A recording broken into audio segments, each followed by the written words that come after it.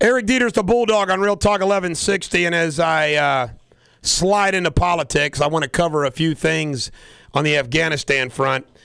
Karzai says he wants us out of the villages. All that work, just think about all these 10 years, all that work securing villages for the Afghani people that do not want the Taliban to rule. And just like that, we're out of there. And you know why? Because Karzai knows we're leaving. So Karzai now has to make a deal with the Taliban. Ladies and gentlemen of the American jury, God bless our soldiers and God curse. Nobody ever uses that phrase. God curse the political leaders who put them there. God bless the soldiers. God curse the political leaders who put them there. Our soldiers. You know, I love the NCAA tournament. I love sports. It struck me Sunday how these great athletes are so emotional after they lose, especially the seniors and the coaches. I get that. I don't belittle it at all.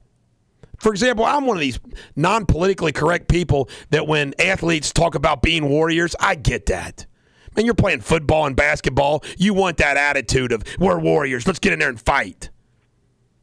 But I also thought that the soldiers that are fighting our wars in Afghanistan and Iraq are the same age as these players. And these soldiers are risking their lives in theaters of war. Just put it in all context. I just want to put it all in context, folks. I also have to assert a little bit of a defense for Robert Bales, who's, by the way, his lawyer represented Bundy, the serial killer, and he's a famous public defender out Seattle way. Good lawyer. Did you know that Robert Bales served 3 tours? He was passed up for promotions. He lost part of his foot. He had financial struggles. He had a concussion. He watched a friend's leg get blown off. This guy snapped. Plain and simple. I resented Peter Ducey's report painting him as the terrible light on Fox News Sunday. What Bales did was wrong, and he's going to pay the price. But I still feel for him and his family, and I worry about others. This guy snapped, folks. This guy served 3 tours. Did you? Before you judge him? He suffered financial consequences from those 3 tours. Did you? He fought for our country and killed enemy, bad people. Did you? I'm not condoning what he did. But there's a reason he did what he did. He snapped under all of that. His buddy getting his leg blown off from an IED from the enemy. And don't think for a minute that he's seen women and children used by the Taliban to kill people. So he gets drunk and he just says, I can't take this anymore. What he did was murder. What he did was wrong. But he snapped. There but the grace of God go us. Passed up. I know I can see this guy's life. You know, he didn't want to go back again. He didn't want to go back again. He was wanting to move his family to Kentucky. No, but they send him back. And ladies and gentlemen of the American jury, let me tell you something, folks. People talk about World War II, the greatest generation. I will not belittle the World War II veterans. The World War II veterans were great. But you know what the World War II veterans had that our soldiers of today don't have? Great political leadership.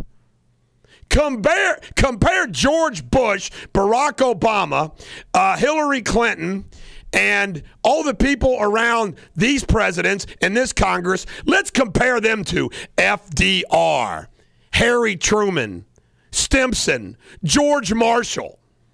Heavyweights. Great political leadership. Making the decisions for our soldiers. But I will say this, I will assert that our veterans serving in Iraq and Afghanistan are doing something that those soldiers in World War II never had to do.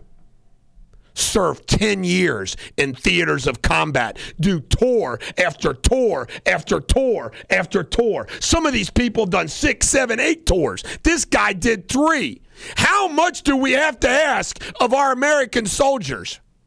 And then they have post-traumatic stress disorder, and then they lose limbs. And what does Barack Obama want to do? He wants to cut their health insurance. Is this enough for you to pick up your gun and go with me to Washington? Would this be enough? Would this be enough? Cutting soldiers' health care benefits? No. No, no, no. Because you know what, folks? I'm going to blast you with 2 barrels. I'm going to blast you with 2 barrels. American jury, you're weak. Not all of you, but most of you. This from Walter Williams in his column Sunday. Because Americans are so compliant and willing to suffer silently at the gasoline pump, the Obama administration is willing to press on as handmaidens of environmental extremists who want to halt the exploration of our country's vast oil supplies, which are estimated to be triple those of Saudi Arabia. The Obama administration would rather pour more taxpayer dollars into risky alternative crony energy suppliers and electric cars. The OPEC nations have to be laughing at us, and I wouldn't be surprised if it was revealed they were making under-the-table payments to environmental wackos. You say, Bulldog, what's that got to do with what you just said? Here's what it has to do. You Americans are going to the pump and paying $4 for gas now. And you're doing it like sheep. You Americans are watching this president submit a budget of a $1.3 trillion deficit, and you're taking it. You Americans are letting this president increase our debt now to $16 trillion and counting and taking it. You're letting this president block an XL pipeline that provides jobs and energy dependence, and you're taking it. You Americans are letting illegal immigrants come in this country left and right and stay here and receive health care and Medicare and Social Security and everything else, and you're taking it. You Americans just keep letting your political leaders walk right all over you. And you know what? You don't do anything about it. Those of you that say the Bulldog's off his rocker thinking that we should have an armed revolution in Washington, really? Really? How much is it going to take for you, you weak, compliant sheep that follows these fools wherever they lead you? How much is it going to take you? See, because I've had enough. I've had enough. You weak, weak, weak person haven't had enough. How much is it going to take before you say enough is enough? Because let me tell you what, getting up in the morning and going to your job and putting up with it and saying, well, I get to vote in November, Bulldog. I get to vote in the GOP primary. I'll get to vote this president out of the office. Really? Do you think that we've got odds on to defeat this guy when he attended 5 fundraisers the other night, raised $4.5 million, and he's going to have about $700 million to spend in 5 states to count? Hell, he's going to have enough money to give each voter a check for $10,000. It's incredible, folks. The political system's broken this country. The legal system is broken this country. America is going off a cliff. I saw Jeff Sessions, Republican senator from Alabama, speak with passion on the Senate floor about the economic catastrophe. Is Jeff Sessions crazy? Is he a crazy guy? You're weak, America. I will be proven right. You watch. We come back more on Real Talk 1160.